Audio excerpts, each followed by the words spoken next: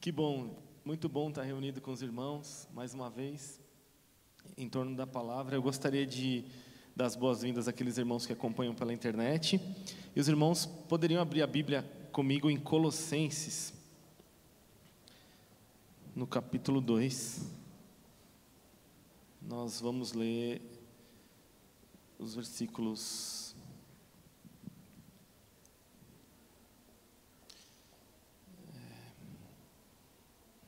de 6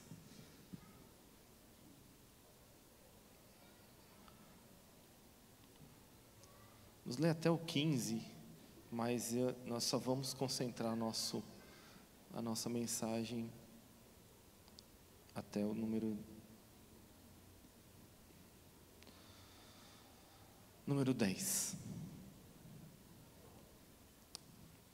Amém? Todos abriram? Diz assim a palavra de Deus: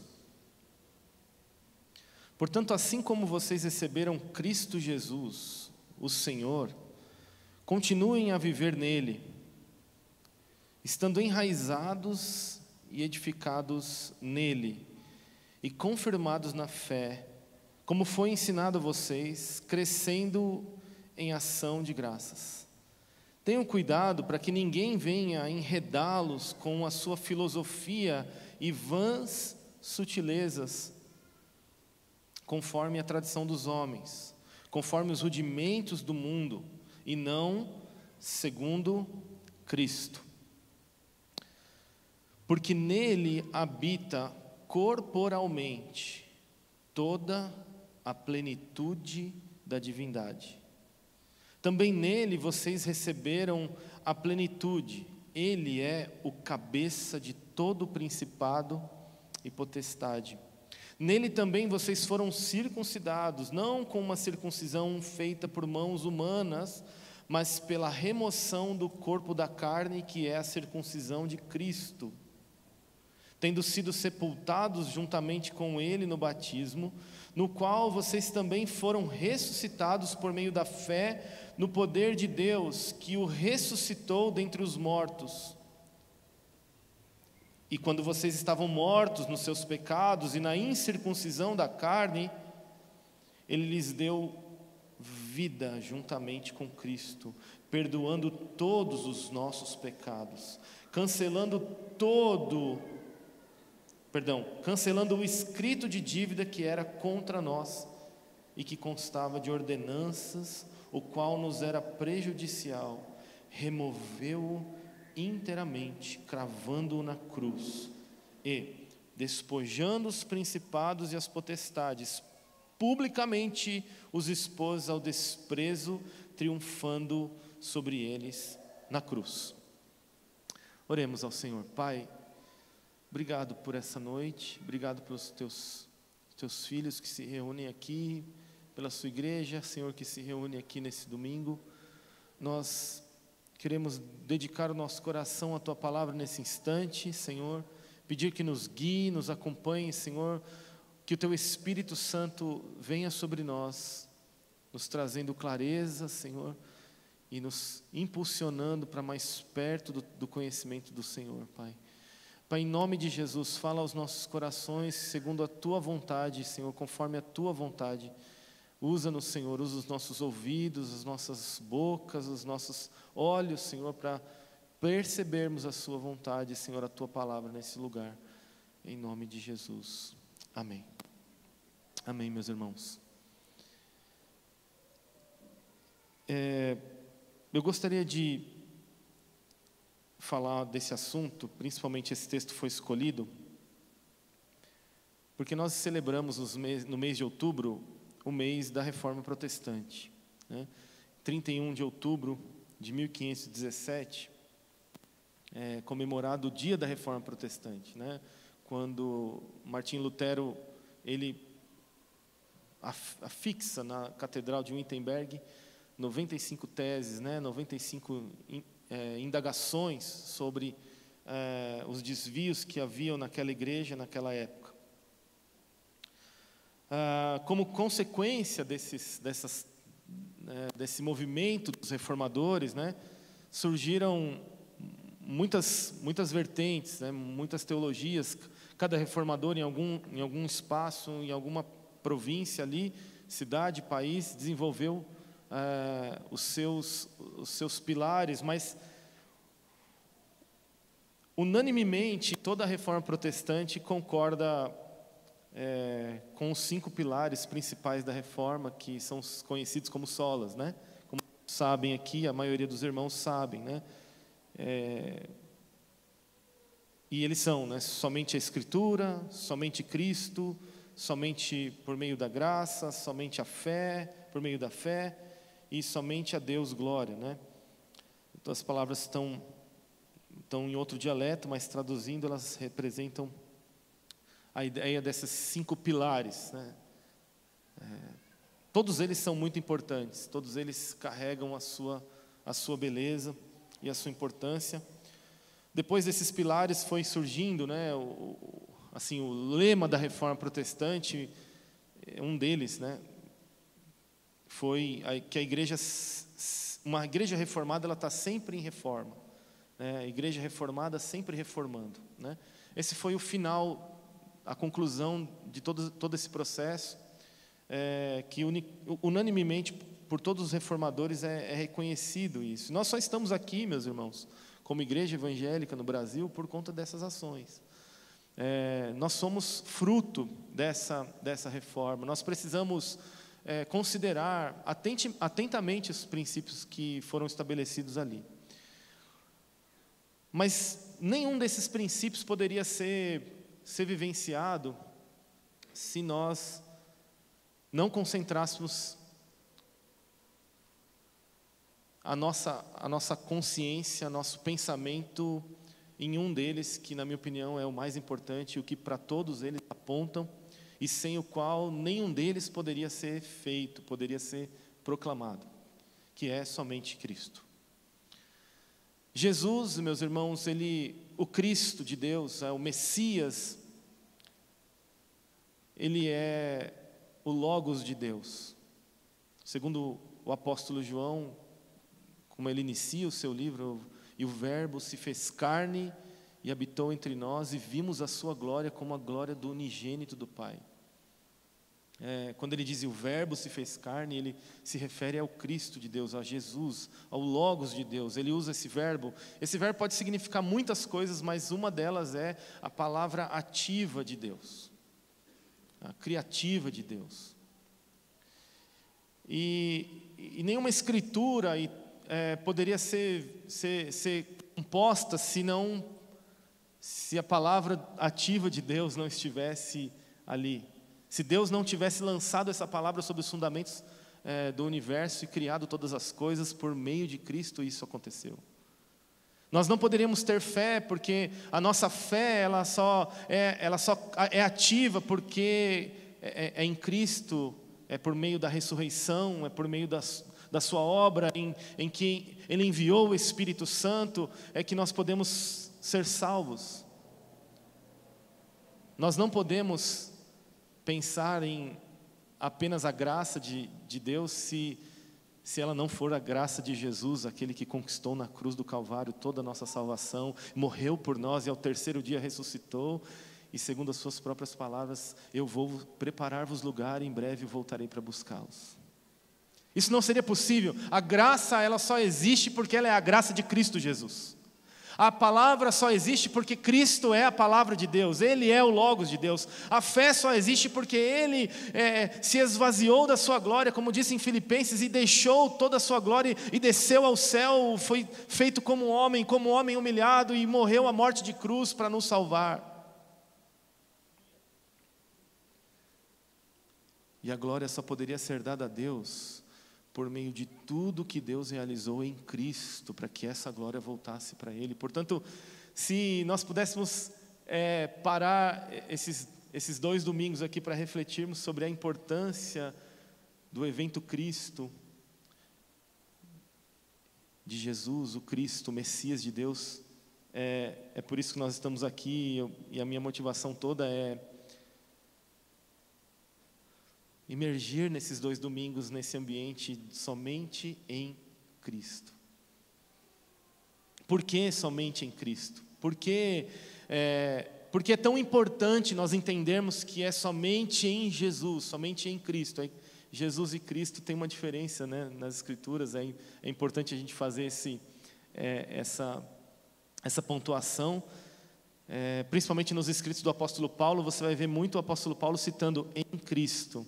Ele quer dizer exatamente essa realidade de um Cristo ressuscitado, é a obra consumada do Senhor Jesus, é o que o Senhor Jesus morreu na carne, morreu na cruz, mas consumou por meio da sua ressurreição, o ungido de Deus, o Messias de Deus, o escolhido para manifestar toda a graça de Deus, aquele que cumpriu toda a determinação, aquele que levou sobre si todo o jugo do pecado, Ele que é o cabeça da igreja, sobre toda potestade, Ele que é o carregador da coroa, o carregador da cruz, o ensanguentado. É por meio desse Jesus, escolhido de Deus, que tudo isso é possível, meus irmãos. Nós só estamos aqui por causa de Cristo Jesus. Se a nossa vida é uma realidade, é porque Cristo Jesus a sustenta em suas mãos. Toda a nossa vida está ligada ao Cristo de Deus por meio da ressurreição, e este é o evangelho que temos aprendido aqui por meio do apóstolo Paulo em Efésios. Todas as bênçãos espirituais nas regiões celestiais em Cristo Jesus. E por que o nosso mundo precisa ouvir essa mensagem? Meus irmãos, nós vivemos em um ambiente cada vez mais humanista, egocêntrico, centrado em si mesmo, centrado no prazer. Somos atacados, meus irmãos, diariamente, com mensagens que nos levam ao super desempenho, à glorificação do eu, a superar os desafios e obstáculos, a melhorar as nossas performances.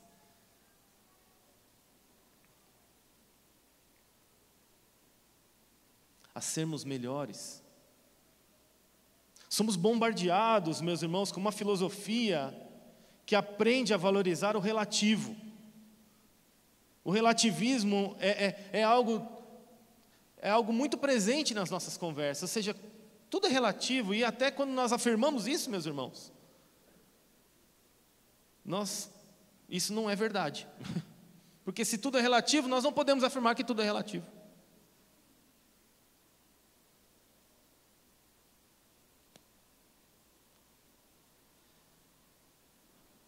O apóstolo Paulo apresenta nas suas cartas 3 aspectos. Nós temos estudado isso em Efésios, e são 3 aspectos que precisamos manifestar o conhecimento do Evangelho nesse processo.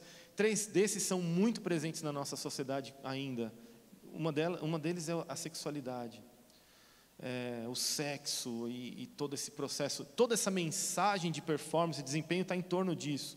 O poder, a galgar poder, dinheiro, está em torno disso. Ganhar mais dinheiro, ser mais próspero, ser melhor, alcançar a qualquer custo, não importa de que maneira. Às vezes até ensinamos os nossos filhos, debaixo dessa mensagem de que a qualquer custo nós precisamos ter sucesso, você precisa vencer, não importa como. Somente Cristo vai nos ensinar muito a talvez ouvir essa mensagem, meus irmãos, seja um remédio para nós percebermos que nós não somos o centro do universo. Ouvir essa mensagem, refletir sobre esse pilar da reforma protestante, que somente em Cristo, somente Cristo que é capaz de nos salvar, somente Cristo que, por meio dele, daquilo que Deus realizou em Cristo, Deus reconciliou os céus e terra, o homem pecador com o Deus justo, somente por meio daquilo que Jesus fez, a igreja é convocada a uma nova vocação para a promoção da paz, da unidade, da verdade, da justiça. Talvez ouvir essa mensagem, refletir, debruçar sobre isso, nos cure, meus irmãos, nos dê um alívio de nos tirarmos desse centro de tudo. Porque nós não temos, como diz nosso pastor Juliano Som, nós não temos estruturas para receber adoração. Nós não fomos criados para sermos adorados. Nós não fomos criados, meus irmãos, para recebermos glória. Nós somos feitos à imagem e semelhança do Deus que nos criou. E Ele soprou sobre nós o Espírito de vida, para que nós pudéssemos amá-lo e servi-lo. E toda a batalha do universo, meus irmãos, é para que o nosso coração se torne completamente amante apenas de um único Senhor. A batalha pela nossa mente, pelo nosso coração, é para que nós nos tornemos adoradores apenas de um único Senhor. O Senhor sobre o qual todas as coisas foram submetidas no universo. Como o apóstolo Paulo faz questão de enfatizar em muitos dos seus escritos, enfatizou em Efésios, enfatizou aqui em Colossenses, dizendo: Ele é o cabeça de toda potestade e principado. Ele não está dizendo que ele é só... Quando a gente fala potestade e principado, a nossa mente está tão enviesada com talvez uma ideia enganosa sobre o que significa batalha espiritual, que a gente acha que principado e potestade é demônio. Só demônio. Não. O que significa aqui é que Jesus é o cabeça de toda e qualquer autoridade delegada no universo, meus irmãos. Eu não sei se existe autoridade delegada na lua, mas se existir, Ele está submetido ao senhorio do Senhor, o Cristo, o meu Jesus, o seu Jesus, o Jesus da igreja, o Cristo de Deus. Ele é o cabeça de todas as coisas no universo criado. Tudo foi dado a Jesus, tudo foi dado a Cristo.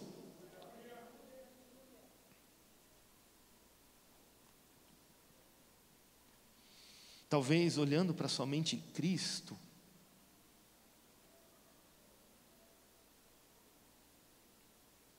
a gente possa voltar a viver a nossa vocação de viver de promoção do shalom e da unidade, imitando Deus, vivendo em amor. É isso que vai curar as nossas feridas, meus irmãos.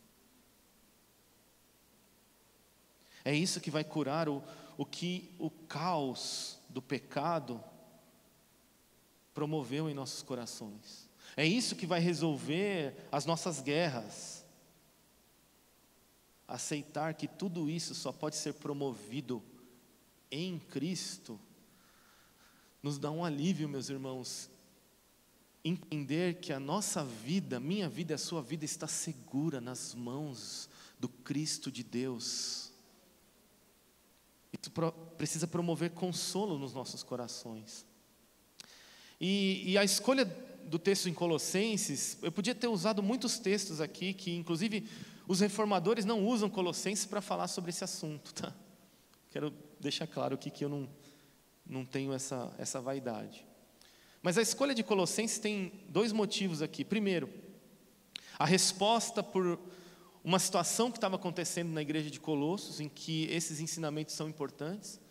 Então o apóstolo Paulo, ele ouve de Epáfras, é um cooperador dele. O apóstolo Paulo nunca esteve presente em Colossos. Ele não plantou a igreja de Colossos.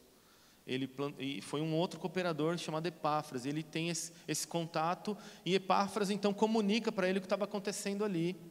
Então ele resolve escrever essa carta. Outro motivo é porque Colossos tem relação com o último sermão que nós ouvimos aqui na nossa comunidade, sobre Filemão e Onésimo e toda essa realidade da vida do Evangelho. Colossos está intimamente ligado a isso. Inclusive no final da carta de Colossos, e eu queria estimular os irmãos a lerem durante a semana, porque é uma carta pequena, dá para a gente ler. Ele orienta também a recepção de Onésimo, que nós entendemos por meio da carta de Filemão no domingo passado. Na verdade, viver a realidade do Evangelho, da reconciliação, num nível radical, assim como apresentado pelo apóstolo Paulo no domingo passado para nós, depende da nossa visão sobre esse aspecto da reforma protestante, somente Cristo. E o que estava acontecendo lá? E obviamente que Colossos era uma região muito importante, como todas sempre são, né? Quando os pregadores falam região muito importante. Mas por que ela era importante? Eu quero mostrar isso para os irmãos. Ela estava numa tríade de cidades, que inclusive é Hierápolis, Laodiceia e Colossos. Laodiceia nós conhecemos porque que ela é importante, né? Tem aquela carta, né, de Laodiceia, a carta ao anjo da igreja de Laodiceia, e foram 2 províncias alcançadas pelo apóstolo Paulo, e depois, como fruto dessa igreja, do trabalho missionário dessa igreja, também alcançaram ali a cidade de Colossos.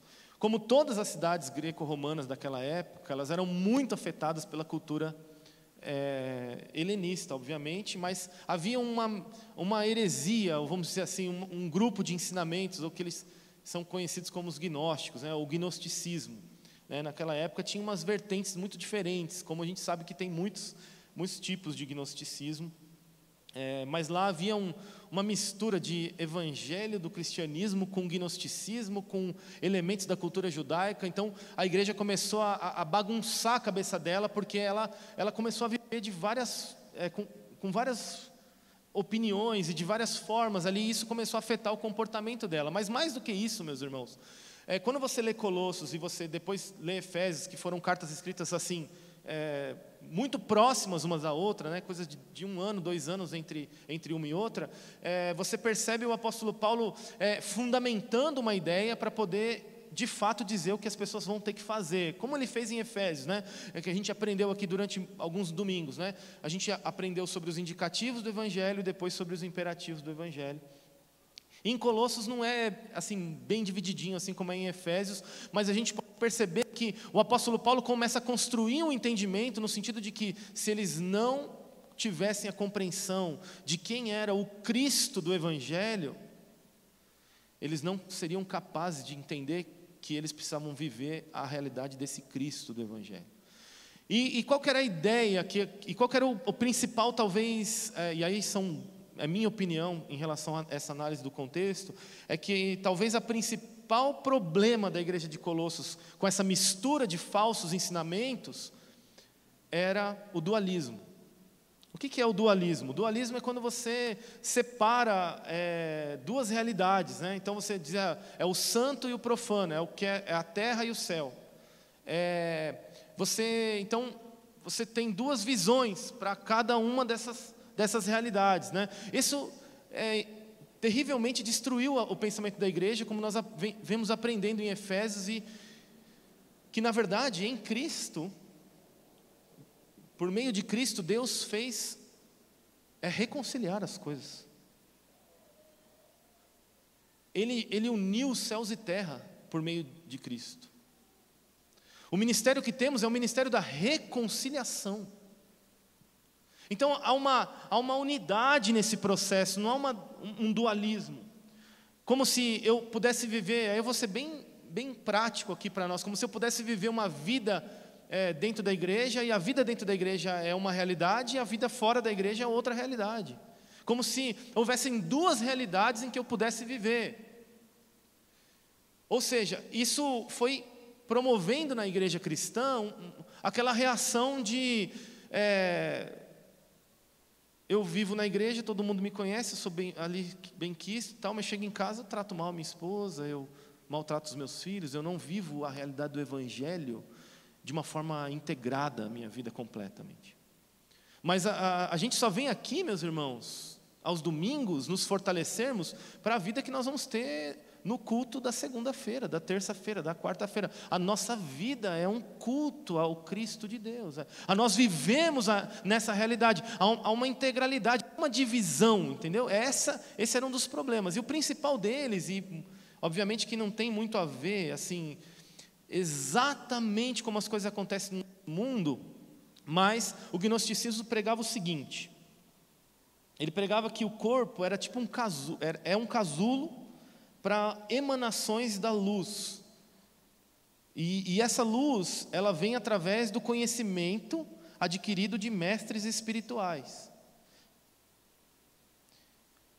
E uma das coisas que eles pregavam naquela época, houveram mudanças históricas em todo o processo, mas naquela época, especificamente de Colossos, era que era preciso se libertar do corpo para alcançar o ápice desse conhecimento em várias emanações da luz. Então, depois dessas várias emanações dessa luz, dessa libertação do corpo, a gnose, né, pregava, a gnose significa conhecimento. Ele pregava assim, então depois desse processo você chegava a esse pleno conhecimento, a plenitude. Que inclusive o apóstolo Paulo usa no texto que ele expõe aqui, a mesma palavra que era usada pelos gnósticos, para dizer, o pleroma, que significa total, completo, a plenitude, alcançou o nível máximo, né? No mangá, no Dragon Ball Z, é o que, né? É o nível máximo. Enfim, façam as suas comparações aí. Né? Jesus mesmo, ele fala sobre isso, quando ele fala sobre si mesmo, em João capítulo 8, a partir do versículo 12, ele fala, eu sou a luz do mundo. Inclusive, por causa de todo o ensinamento de Jesus, Jesus era considerado pelos gnósticos um grande mestre espiritual. É muito interessante, né, gente, que a gente pode considerar Jesus e não dar a ele a honra máxima.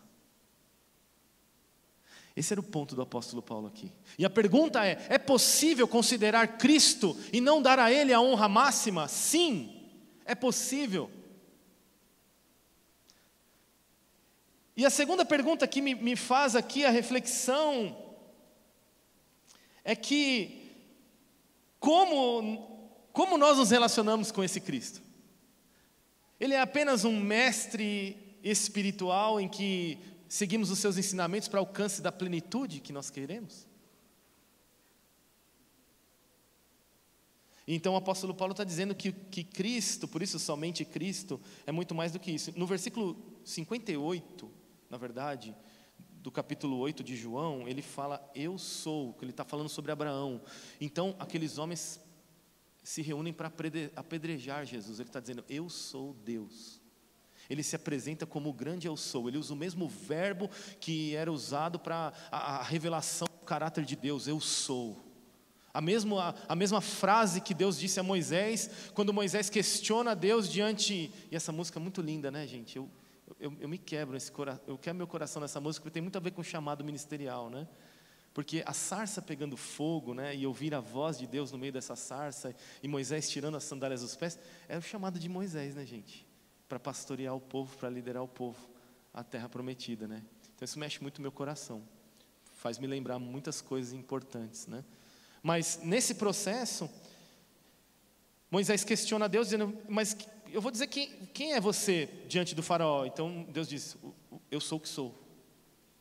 Jesus usa o mesmo verbo para dizer isso. Então aqueles homens se reúnem para apedrejar Jesus.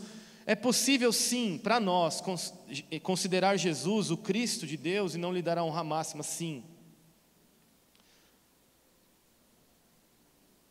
Para muitos que nós conhecemos hoje, meus irmãos, Jesus é muito importante, mas ele não é tudo. Por isso, é importante nos lembrarmos nessa noite de que somente em Cristo se baseia a nossa vida. Somente nele que nós podemos alcançar a reconciliação com o Senhor nosso Deus. A questão aqui para Paulo é que se Jesus é apenas uma emanação máxima da luz, do conhecimento transcendente, então não se precisa considerar que o Evangelho é a verdade. Então não existe um jeito novo de viver. Isso significa que pouco importa como Filemão receberia Onésimo. Pouco importava como Filemão ia receber Onésimo, se Jesus não fosse o que ele é de fato. Se ele fosse apenas uma emanação de luz e o máximo do conhecimento, pouco importava como Filemão receberia Onésimo. O importante mesmo é o que está na dimensão do Espírito, né? Pouco importa qual o destino de Onésimo e como o Filemão o receberia. O que importava para esse ensino da gnose, nessa situação, era o conhecimento, a libertação do casulo corporal, a plenitude alcançada na dimensão do Espírito. Meus irmãos, aqui vale uma pausa. Todo o Evangelho, ele é direcionado e ele começa com o contrário dessa realidade. O Evangelho de Deus começa em Maria ficando grávida do menino Jesus por meio do Espírito Santo. É o contrário do que a gnose diz. A gnose diz que nós vamos espiritualizar, nós vamos transcender, nós vamos emanar em muitas emanações da luz. E o Evangelho diz que o que era Espírito se fez carne.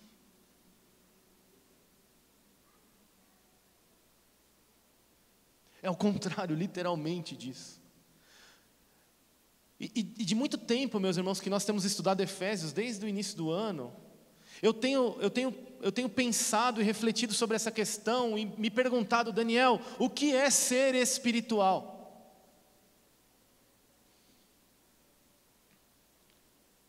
E a conclusão que eu cheguei, ainda não totalmente, mas é que eu estava muito errado sobre o que significa ser espiritual. Porque Jesus, para cumprir o Evangelho de Deus, ele se fez carne. Ele não só se fez carne, ele viveu uma vida perfeita. Ele não só viveu uma vida perfeita, como ele foi em direção à cruz do Calvário obedientemente. Entregou o seu corpo às piores torturas que a humanidade pôde ver até aquele tempo.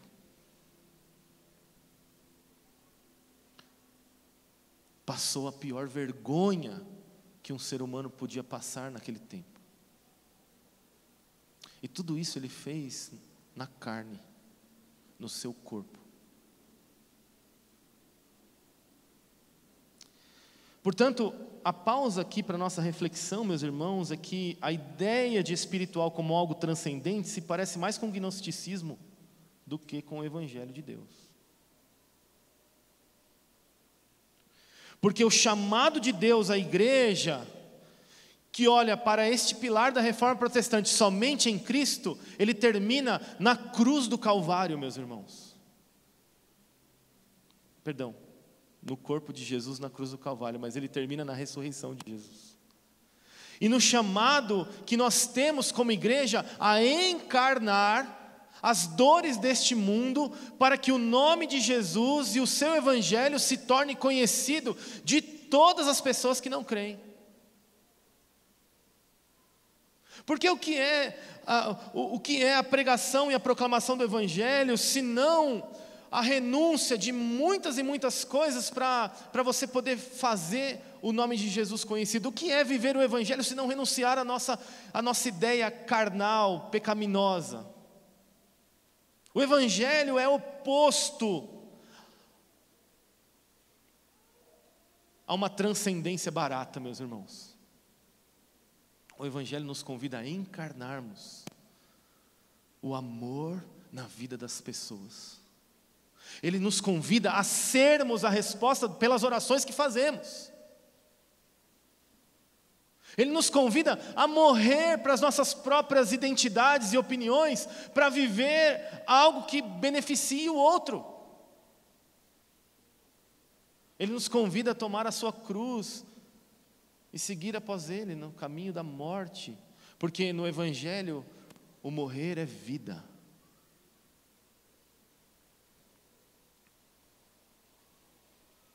E a minha reflexão aqui, meus irmãos, é que o Evangelho que é ensinado por Jesus e por Paulo nos leva à encarnação de algo. Cristo é a encarnação do amor.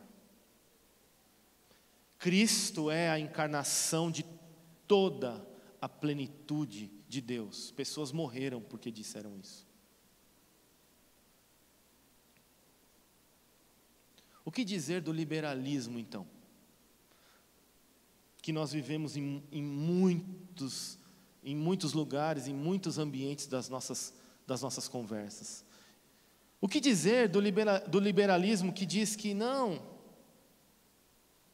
está tudo certo, você pode viver a vida do jeito que você quiser, você pode fazer aquilo que você preferir, você pode viver, porque tudo é uma questão essa Bíblia aqui, ela não tem todas as respostas. Esse livro aqui, ele não responde todas as coisas. O Cristo de Deus é mais um adereço, é como se fosse uma coisa que você pode pendurar assim na sua estante e de vez em quando venerar e tal. E de repente você pode, alguns ensinamentos dele são realmente muito bons, mas outros você não precisa considerá-lo, não. Na relação de Cristo aqui para Paulo, ou você abraça-o inteiramente ou você nega-o inteiramente. Quando você diz somente em Cristo, você está dizendo, é somente Ele e mais nada.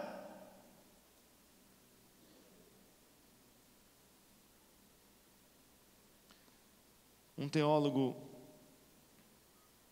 resume bem a respeito do liberalismo. Ele diz,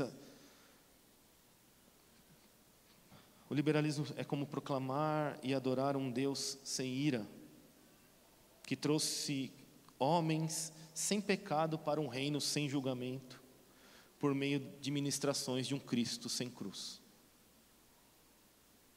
Mas nós sabemos que essa não é a realidade do nosso Cristo. A realidade do nosso Cristo é que, enquanto estávamos mortos em nossos pecados, Cristo se ofereceu e se colocou entre nós e a ira de Deus, assumindo sobre si toda a nossa culpa, toda a nossa dor, todo o nosso pecado, todo o castigo que nos traz a paz hoje, estava sobre Cristo naquela cruz do Calvário. Ele não negligenciou a sua responsabilidade, Ele se colocou na frente e disse, pode trazer sobre mim, porque eu vou pagar o preço. Se a missão de Deus é governar o universo, a missão do Cristo de Deus foi pagar o preço, meus irmãos, da nossa salvação. Porque a partir do evento Cristo, da sua ressurreição, Ele nos traz de volta o Espírito Santo. E a missão do Espírito é o consolo, é o conhecimento, é o ensino. Mas nós precisamos ser realistas, meus irmãos, quando nós precisamos reconhecer o nosso erro, o nosso pecado. Diante do Cristo de Deus, você precisa estar dessa forma. Portanto, ter uma visão equivocada sobre isso, meus irmãos,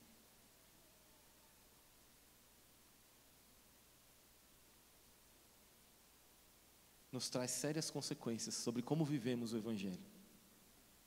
Não é possível receber Onésimo da forma que Paulo sugere que Filemão faça, se não for por meio de Cristo, se não for ancorado em Cristo. Meus irmãos, não é possível viver o que estamos vivendo hoje, em algumas situações do nosso mundo, se nós não estivermos ancorados em Cristo, se Ele não for o nosso firme fundamento. Somente Cristo pode ser esse firme fundamento. O apóstolo Pedro diz que Ele não só é esse firme, como Ele é a pedra angular. Ele quer dizer que sem esse fundamento, todas as outras coisas desmoronam, ou desmoronariam. Jesus é esse fundamento e essa pedra. E se a sua fé, o seu amor não estiver em Cristo somente, você e eu, nós como igreja, estamos fadados a viver uma religião sem sabor. Uma vida cristã sem sentido. Porque se Cristo não for o firme fundamento, e Ele não for inegociavelmente o nosso único fundamento, nós estamos brincando aqui, meus irmãos, estamos perdendo tempo em vir aqui aos domingos à noite, podíamos estar fazendo outras coisas melhores. E o meu anseio em expor esse texto aqui aos irmãos é que esse tem sido um clamor desde a minha juventude. E eu li uma frase, eu vi uma imagem de Jesus de pedra, uma imagem assim, escultura, e estava escrito assim, num banner na internet, isso mexeu profundamente comigo. Estava escrito assim: "Give me real, don't give me a fake." O que significa? Me dê um real, não me dê um falso. E se nós temos qualquer outro tipo de relacionamento, senão que Cristo é a pedra angular da nossa fé, do nosso amor, de todas as coisas, nós estamos nos relacionando com um Jesus falso, de pedra, de madeira, de sei lá o quê, mas que não é um Jesus real. Qual é a realidade de Jesus? Nós já conversamos da centralidade desse Jesus, e o apóstolo Paulo, quando ele vai para Colossenses e lê esse texto, ele lê, e aí eu gostaria de ler agora com os irmãos esse texto, e essa é a resposta do apóstolo Paulo para esses questionamentos e essa situação que nós apresentamos aqui. Ele diz assim, no capítulo 6, "Portanto, assim como vocês receberam a Cristo Jesus, o Senhor, continuem a viver nele, estando enraizados e edificados nele e confirmados na fé, como foi ensinado a vocês, crescendo em ação de graças. Tenham cuidado para que ninguém venha enredá-los com a sua filosofia e vãs sutilezas, conforme a tradição dos homens, conforme os rudimentos do mundo e não segundo Cristo."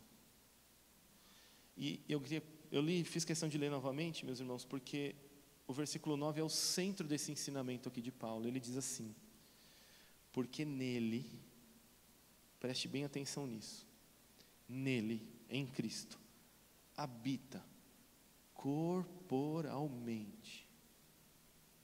Vou ler de novo. "Porque nele habita corporalmente toda a plenitude da divindade." Preste atenção, porque nele, Jesus, o Cristo, habita corporalmente, toda a plenitude da divindade. Nele, Cristo, habita corporalmente toda a plenitude da divindade. Porque nele, Cristo, corporalmente,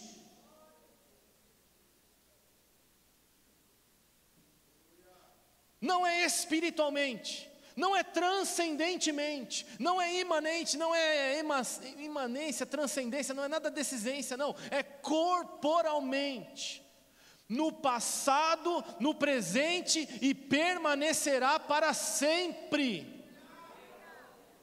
Em Cristo permanecerá para sempre toda a plenitude de Deus. Se você está em busca de plenitude, meu irmão, não é o treinador que vai levar você à plenitude.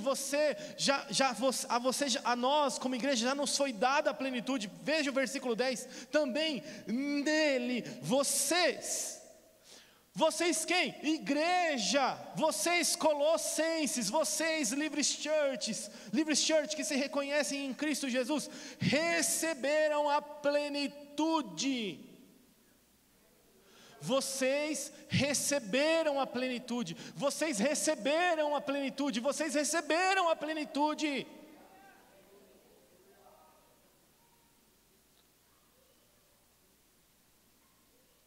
E o apóstolo conclui esse pequeno trecho dizendo: Ele é o cabeça de todo o principado e potestades. As implicações dos versos 6 a 8, meus irmãos, apontam para o verso 9. E o verso 10 diz qual é o resultado do verso 9. É que todo aquele que está em Cristo já possui a plenitude que Cristo possui. A cegueira é não percebermos. A cegueira é não vivermos. O problema é que nós não estamos recebendo Onésimo como ele deve ser recebido. Por quê? Porque nós não vivenciamos essa plenitude. E para isso é preciso entender o que esse verso, especificamente o verso 9, diz. Porque nele, Cristo, no Messias ungido, em Jesus, habita. E aqui é importante entender o verbo que o apóstolo Paulo usou. Ele usou o verbo que implica numa habitação permanente.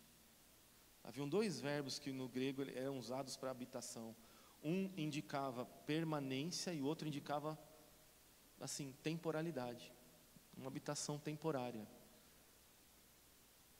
O apóstolo Paulo faz questão de usar o verbo que aponta para uma habitação permanente. É o katoikel, né? Que eu nem sei falar direito esse termo grego aqui. Corporalmente, é importante a gente entender, é o corpo físico mesmo. Pleroma é a plenitude, toda a plenitude de Deus, da divindade, todos os atributos. As palavras do Paulo aqui são muito simples, meus irmãos, mas o impacto que isso promove dentro do gnosticismo é gigantesco. Porque o gnosticismo prega a libertação do corpo. Como eu disse aqui. A pregação da gnose, você chegar na gnose é você sair desse corpo, transcender, sendo que o convite do Evangelho é encarnar.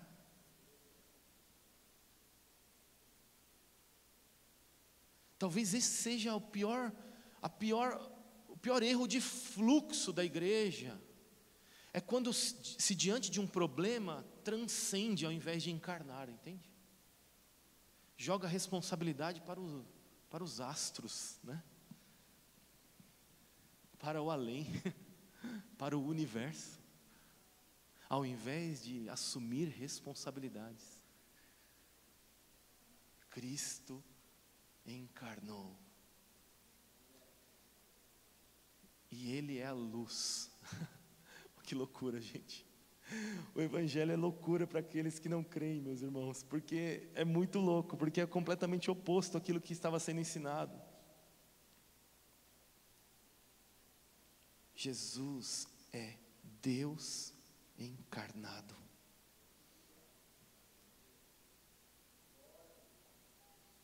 O Deus de todo o universo, Criador de todas as coisas, se fez um de nós.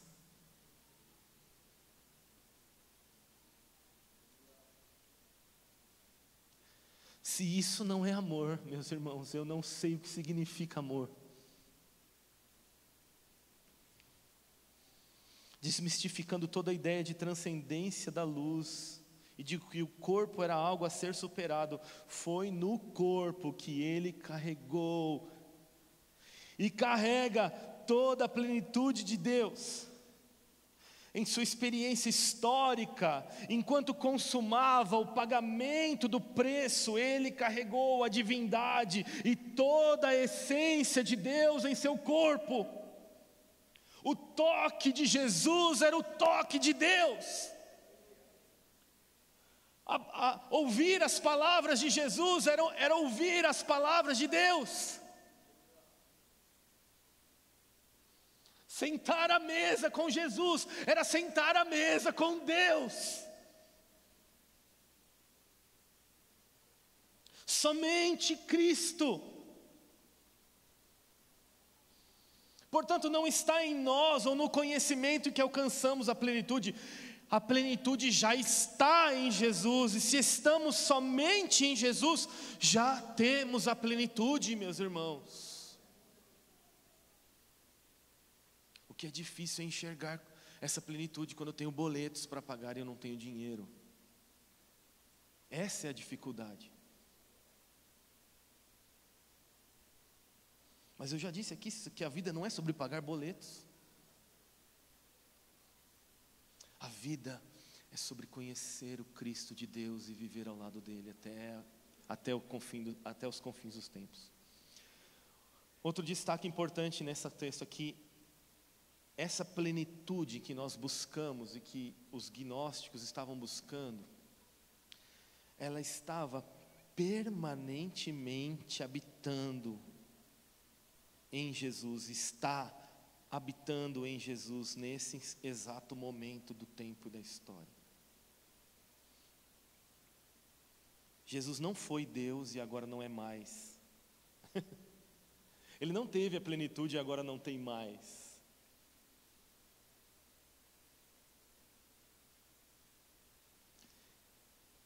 Na verdade, essa plenitude sempre habitou nele.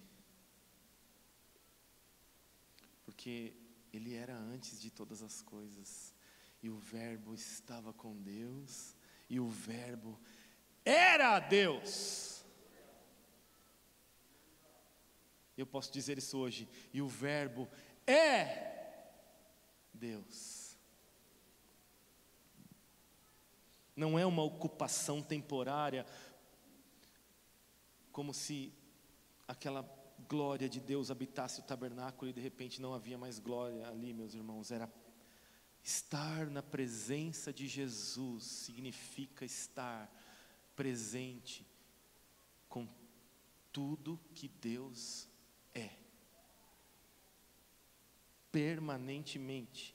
E por último a palavra pleroma, que significa que é plenamente, a plenitude. Não existem partes faltando em Cristo. Ele é a plenitude do Deus invisível, soberanamente o sinete de toda a criação, a pedra angular. Todos os atributos de Deus Pai estão em Jesus o Cristo, todos os atributos do Filho estão em Jesus o Cristo, todos os atributos do Espírito estão em Jesus o Cristo. Ele é Deus.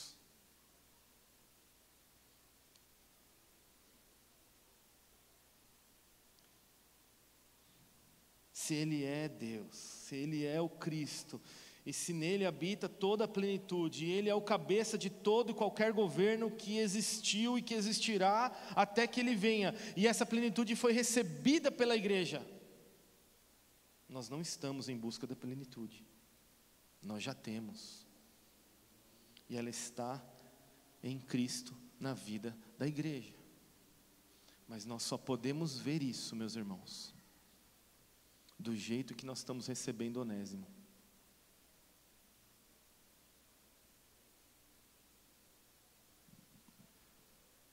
Porque se nós não recebemos Onésimo do jeito que o apóstolo Paulo disse que ele deveria ser recebido, significa que esse Cristo não tem valor nenhum para mim.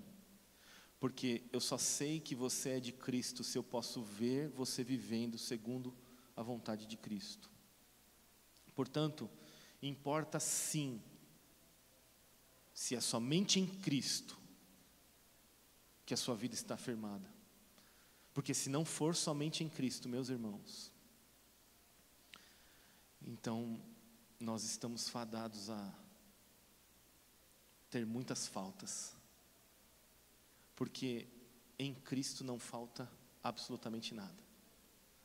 Se nós estamos em Jesus, se nós estamos em Cristo, nós não teremos falta de nada. O Senhor é o meu pastor, de nada eu terei falta. Deitar-me faz em verdes pastos, guia-me mansamente às águas tranquilas. Refrigera minha alma por amor do seu nome, guia-me pelas veredas da justiça. Ainda que eu andasse pelo vale da sombra da morte, não temerei mal algum, porque tu estás comigo. A tua vara e o teu cajado me consolam. Preparas uma mesa perante mim, na presença dos meus inimigos. Unges a minha cabeça com óleo e o meu cálice transborda. Certamente que a bondade e a misericórdia me seguirão todos os dias da minha vida, e habitarei na casa do Senhor por longos dias. Somente em Cristo. Onde está firmada a sua fé? Onde está firmado o seu amor? Será que se nós perguntássemos para você hoje,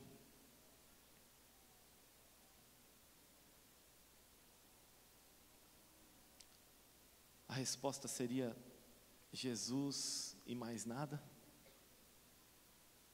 Ou é Jesus e mais alguma coisa? Cristo e mais nada? Ou é Cristo e mais alguma coisa?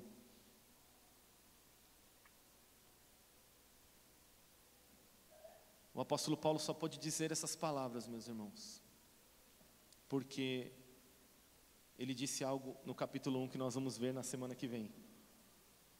Mas a minha pergunta para você nessa noite é: Cristo e mais nada? Ou Cristo e mais alguma coisa? E o meu convite para a igreja nessa noite é que nós nos rendamos totalmente a Cristo. Que a nossa confiança esteja totalmente em Cristo. Que os nossos olhos estejam totalmente em Cristo. Que o nosso fazer esteja totalmente em Cristo. Que o nosso ser esteja totalmente em Cristo. Porque se não tiver, então você não tem nada. Somente em Jesus. Somente em Jesus. Vamos curvar nossas cabeças, vamos orar. Queria convidar você a se render hoje ao Cristo de Deus. Nele habita corporalmente toda a plenitude da divindade. Eu queria que você rendesse o seu coração agora e você pudesse responder essa pergunta para o Cristo de Deus. Será que é Cristo e mais alguma coisa? Ou é somente em Cristo? Senhor, as nossas expectativas às vezes estão em tantas outras coisas e não no Senhor. Este mundo, os rudimentos deste mundo, Senhor, os sistemas de pensamento, Senhor, as filosofias, sutilezas, Senhor, desse sistema, Senhor, tem turvado a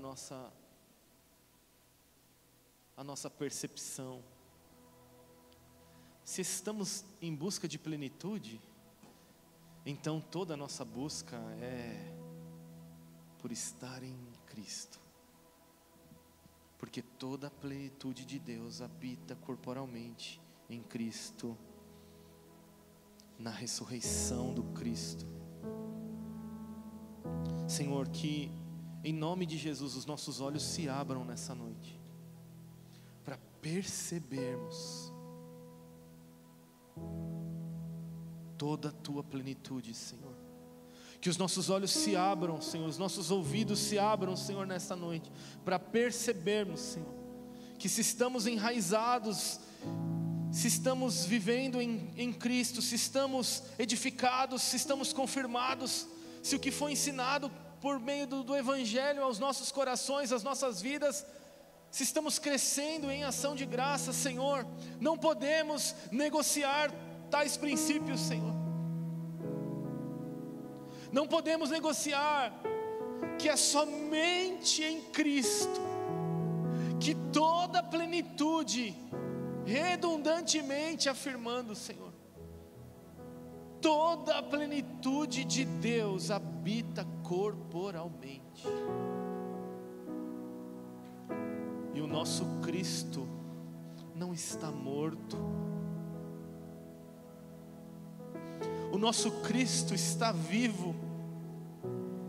O corpo dele não está na sepultura, Senhor. O corpo dele não está no sepulcro, Senhor. O corpo dele está sentado à destra de Deus Pai Todo-Poderoso.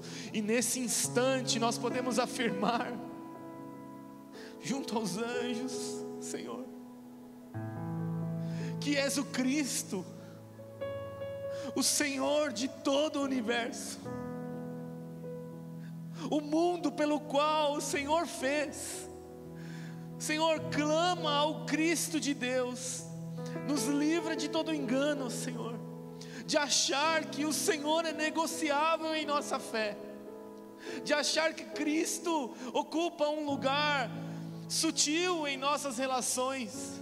Não, é o Cristo que nos une, é o Cristo que promoveu o Shalom, foi o Cristo, Senhor, que promoveu reconciliação, foi o Cristo que nos encontrou mortos em nossos pecados, foi o Cristo que derramou o seu sangue, foi o Cristo que nos olhou, foi o Cristo que nos abraçou, foi o Cristo que nos salvou, foi o Cristo que está olhando por nós, é o Cristo que está vivendo na sua igreja. Senhor, não nos leve a sutilmente esquecermos desse fundamento, que é somente em Cristo, por causa do Cristo, que temos vida. Não somos nós que produzimos coisa alguma, não somos nós, Senhor, não é sobre mim, não é sobre os pastores, não é sobre as pessoas, é sobre o Cristo, a pedra angular sobre a qual todo o universo está sustentado. Tiramos o Cristo e o universo inteiro desmoronará.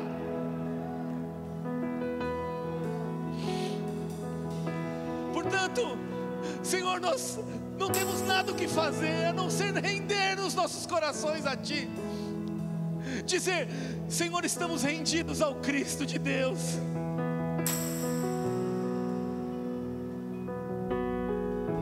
Erguemos as nossas mãos, Senhor, como alguém que não tem nada para oferecer. Levantamos, Senhor, como ladrões em um assalto, Senhor.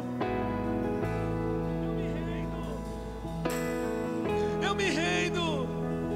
Eu não tenho mais argumentos, eu não tenho mais desculpas, eu não tenho mais alguma fala, Senhor. Somente em Cristo a salvação, somente em Cristo o reino eterno, somente em Cristo a plenitude de Deus. Te adoramos, ó Senhor, te adoramos, ó Senhor, nos rendemos a Ti.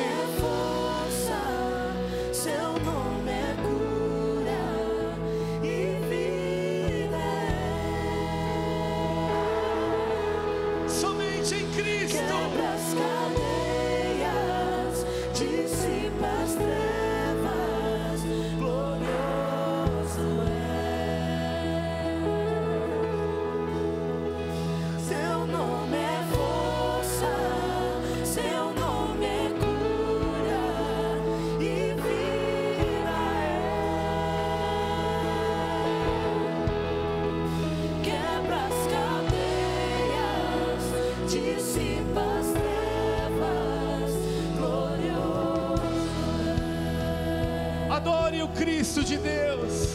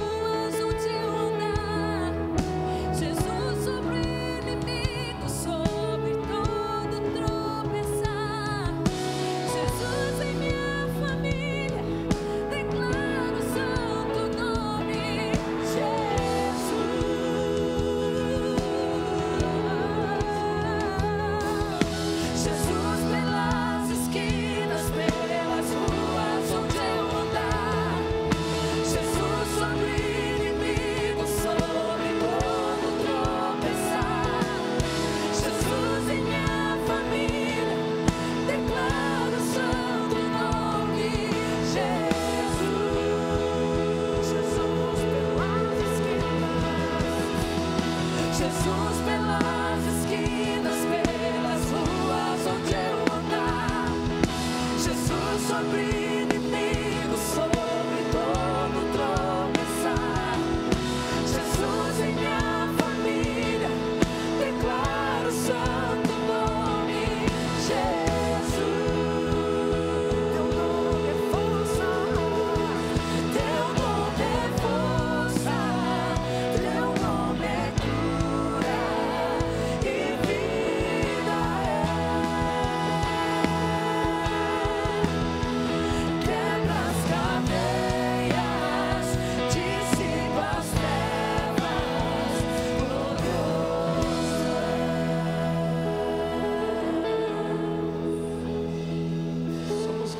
Deus, Senhor. Somos gratos a Ti, Senhor, pela dádiva da salvação. Somos gratos a Ti, Senhor, pela plenitude, Senhor, que habita na encarnação. Nos leva, Senhor, esta semana sobre a graça do Senhor Jesus. Nos dê a Tua bênção, Senhor, para vivermos, Senhor, um evangelho prático, encarnado, Senhor, cheio de Cristo, Senhor, dos teus conceitos, da Tua vida, Senhor, do Teu amor sobre nós.